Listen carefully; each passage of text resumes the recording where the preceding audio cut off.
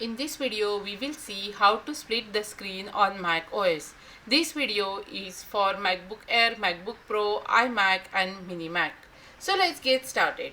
Let's say I have one window open from Safari browser where I have Amazon.com open, and I have another Chrome browser open where I have the Google window open, and I want to work on these two windows simultaneously.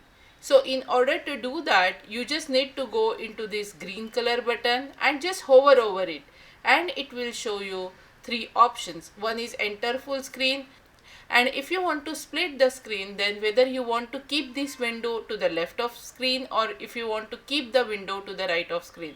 So let's say if I want to keep this window to the left of screen. Now it asks me that which window would be at the right hand side.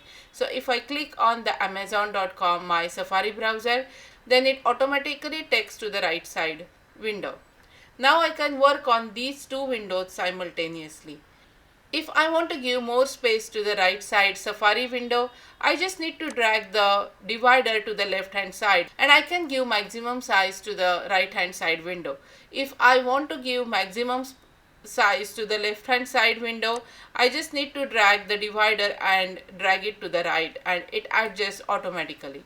If I want to keep the Safari on my left side and Google on my right side, I just need to drag this one to the left hand side and automatically Google gets slide into the right hand side. If I want again the Google on the left hand side, I just need to slide that one to the left hand side and it gets moved to the left hand side very easily.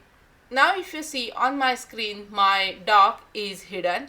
In order to see the dock, you just need to move your cursor to the bottom of the screen and the dock will appear. In this way, you can split the screen and it is very handy and useful feature.